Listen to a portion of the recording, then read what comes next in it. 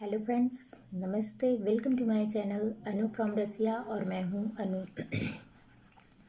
आप लोगों को बहुत धन्यवाद, आपने हमारा लास्ट वीडियो पसंद किया, शेयर किया और ऐसे ही मेरा हौसला बढ़ाते रहिए। Thank you so much. पहले तो मैं आपको ये बता दूं कि आज मैं जो अपना आर्टिकल कंप्लीट करने वाली हूँ, इसके लिए आप मेरा लास्ट वीडियो देखिए और जो मेरा लास्ट वीडियो नहीं देखें वो मेरा लास्ट वीडियो देख लीजिए, तब आपको मेरा ये आर्टिकल जो है वो समझ में आएगा और आप इसको एंजॉय कर सकेंगे। तो मैंने लास्ट वीडियो में सफ़ेद रात के बारे में बात किया था और सफ़ेद रात वाइट नाइट, उस समय हम जंगल में जो है पिकनिक मनाने जाते हैं और क्योंकि वहाँ पर वाइट नाइट होती है, सभी लोग ग्रुप में जो है अलग अलग जगहों पर जंगलों में पिकनिक मनाने जाते हैं और बहुत ही खूबसूरत माहौल होता है। तो मैं अपना आर्टिकल पढ़ती हूँ। इस सफ़ेद रात का आनंद उठाने के लिए स्थानीय लोग जंगलों में पिकनिक का कार्यक्रम आयोजित करते हैं। रात में जंगल में मंगल करते हैं और इस खूबसूरत प्रकृति के बीच रहकर इसका आनंद उठाते हैं। मुझे भी मौका मिला कि मैं प्रकृति के बीच उनके साथ इस रात की खूबसूरती का मजा ले सकूं। मेरी एक मित्र है नतालिया, जो रूसी है, अपने साथ एक रात पिकनिक पर ले गई और 22 जून 2013 की रात थी वो। 22 जून, जो कि पूरे विश्व में सबसे बड़ा दिन और छोटी रात मानी जाती है। हम रूस के एक शहर शतूरा, जो कि मॉस्को के ही पास है, गए और जहाँ पर स्वयातोय ओजेरो, ये रशियन वर्ड्स है और इसका हिंदी है संत झील के किनारे पर बसा हुआ है। पिकनिक मनाने गए। वहां पहुंचते ही मैं वह दृश्य देखकर के दंग रह गई। 30-40 लोगों की भीड़ थी। अलाव जल रहे थे जिसके चारों ओर बैठे लोग चाय की चुस्की का आनंद ले रहे थे और इसके अलावा कुछ लोग गिटार बजाते हुए संगीत का वातावरण तैयार कर रहे थे। रात के 11 बजे भी सूरज की किरणें धरती पर पड़ रही थीं। मेरे साथ मेरे पति और उनके एक मित्र भी थे। चूंकि हम भारतीय होने के नाते हम भारतीयों को देखकर लोग जो है मिलने आए। हम उनके बीच आकर्षण का केंद्र बने हुए थे और वे लोग हमसे बहुत प्यार से मिले, हमारी गाड़ी से सामान उतारने में हमारी मदद किए, फिर हमें भी अलाव के पास ले गए और अलाव के किनारे बैठ करके हमें चाय पिलाई और बताया कि कुछ ही समय के पश्चात यहाँ पर गिटार का सुंदर कार्यक्रम प्रस्तुत किया जाएगा, जिसमें दूसरे देशों से भी गिटार वादक पहुँचे हुए थे। मैं थोड़ा घूमने फिरने लगी। ओहो, क्या सुंदर दृश्य मन को मोह लेते थे। मैं झील के किनारे पर जाकर खड़ी हुई। उस वक्त झील बिल्कुल शांत और स्थिर सा लग रहा था। शाम के धुंधल के वातावरण की धुंधली परछाई उस झील में साफ दिखाई दे रही थी। नीले आकाश की खामोशी भी झील अपने अंदर समा लिया जान पड़ता था।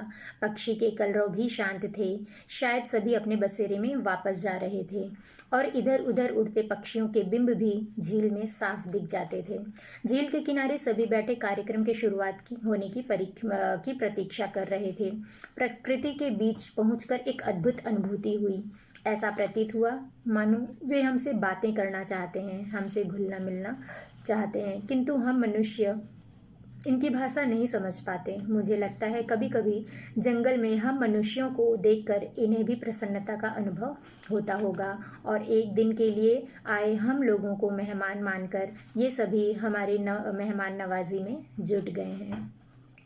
एकांत में जब आप झील को देखेंगे तो ऐसा प्रतीत होता है मानो वो आपसे बातें करना चाहता है। जी हाँ, मुझे भी ये एहसास हुआ था जब मैं झील के किनारे पर कुछ देर खड़ी झील को एकटक देखी जा रही थी। तो ऐसा प्रतीत हुआ मानो मेरे आने से झील को प्रसन्नता हुई और वह मुझसे मेरा हाल चाल पूछना चाह रहा हो। वहाँ के पेड़ मानो हमारा अभिनंदन कर रहे हों। कई पेड़ कटे होने के बावजूद कुर्सी की भांति लगे हुए से मानो हमें बैठने का निमंत्रण दे रहे हों और चारों ओर की हरियाली हमें अपनी खुशियां बांटने को बेकरार दिखती थी। जब संगीत का कार्यक्रम चल रहा था तो सभी पेड़ भी झूमते हुए से जान पड़ते थे और चारों ओर के तैनात पेड़ सिपाही की भांति मानो हमारी रक्षा कर रहे हों। प्रकृति के बीच सभी वास्तविक वस्तुएं विद्यमान हैं। घास की मखमली पत्तियां हमारे बिस्तर बन जाते हैं, पेड़ के मीठे रसीले फल भोजन बन जाते हैं और लकड़ियां अलाव बन जाती हैं। नदी झील का पानी निर्मल जल हमारी प्यास बुझा देते हैं। कार्यक्रम की शुरुआत हो चुकी थी। कितना मोहक दृश्य था वह। खुले नीले आसमान के नीचे, शांत झील के किनारे, जंगल में, पेड़ों के बीच, लकड़ी के जलते अलाव और उसके चारों ओर बैठे हुए लोग संगीत का आनंद लेते हुए। मैं वहां बैठे बैठे सोचने लगी कि ऐसा दृश्य तो मैंने केवल बॉलीवुड फिल्मों में ही देखा है, किंतु आज ये दृश्य जो मैं अपनी आंखों से देख रही थी, मुझे विश्वास नहीं हो रहा था। प्रकृति की सुंदर छटाएं हर जगह विद्यमान हैं, परंतु हम मनुष्य रोजमर्रा के जीवन में इनके नज़दीक नहीं आ पाते हैं और ईश्वरकृत इन सुंदरताओं से वंचित रह जाते हैं। मैं भी किन ख्यालों में खो गई। कार्यक्रम चल रहा था। अलेक्सांडर संगीतकार ने जर्मनी और रूस के बीच हुए युद्ध की मार्मिक घटना को संगीत के माध्यम से प्रस्तुत किया। और इस तरह से कई गीतकार आए और उन्होंने अपने अपने गीत प्रस्तुत किए। जो इंटरेस्टिंग बात है वो तो ये है कि उन्होंने मुझे भी भारतीय होने के नाते भारतीय गीत गाने के लिए कहा। और मैं संगीत प्रेमी तो हूँ, पर मेरे गीत सुर में नहीं लगते। उनके कहने पर मैं उन्हें मना नहीं कर पाई और यह सोचकर कि उन्हें भारतीय संगीत के सुर ताल की क्या समझ होगी, मैंने भी मंच पर जाकर माइक पकड़ ली। और उस वक्त मेरे अंतर्मन में ये गीत आया, गजब का है दिन सोचो ज़रा। मैंने गाया, पर मुझे ऐसा लगा कि लोग जो हैं वो गाने को समझने की कोशिश कर रहे हैं और उन्हें कुछ समझ में नहीं आ रहा है, इसलिए वो उसे इन्जॉय नहीं कर पा रहे हैं। फिर मुझे याद आया कि यहाँ पर लोग मिथुन चक्रवर्ती को बहुत पसंद करते हैं और उनका गाना जो है जिमी जिमी आजा आजा बहुत फेमस है।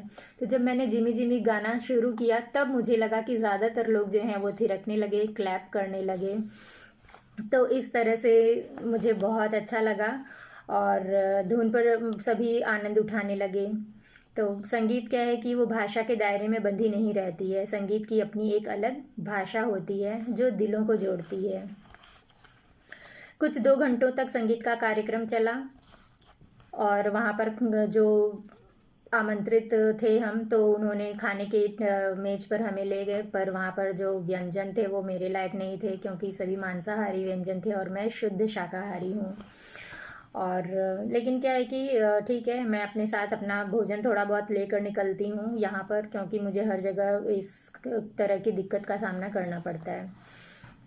तो खैर बहुत अच्छा लगा। 1 बज चुके थे और शाम का सा लेकिन माहौल जो है शाम का सा लग रहा था। हवा में कुछ नमी आ गई थी जिससे ठंड बढ़ गई थी।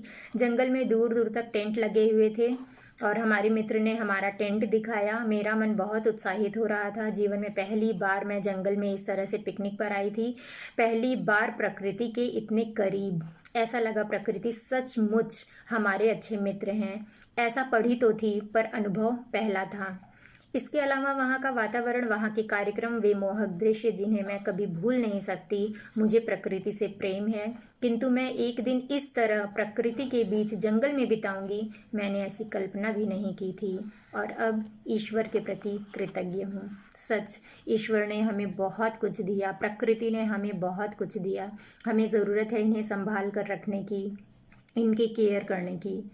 आज फिर से वो समय आ गया है कि हम अपने घरों में जो है पौधे लगाएं, पेड़ पौधे अपने आसपास के जगहों पर पेड़ पौधे लगाएं और घरों में पौधे लगाएं। छोटे आजकल इंडोर पौधे बहुत आते हैं और वो हमें जो है इन्फेक्शन से बचाते हैं। इसके अलावा वो एयर फ्रेशनर होते हैं, हमारे बंद फ्लैट के एयर को फ्रेश करते हैं और हमारे हेल्थ पर एक गुड इफ़ेक्ट डालते हैं। तो आज के लिए इतना ही। बस अपने आसपास पेड़ पौधे लगाएं, लोगों को खुश रखें, खुद भी खुश रहें। और तब तक के लिए नमस्ते। मेरे वीडियो को लाइक कीजिए, शेयर कीजिए और मेरे चैनल को सब्सक्राइब कीजिए। मैं फिर से अगले वीडियो में आपके साथ मिलूँगी। तब तक के लिए नमस्ते।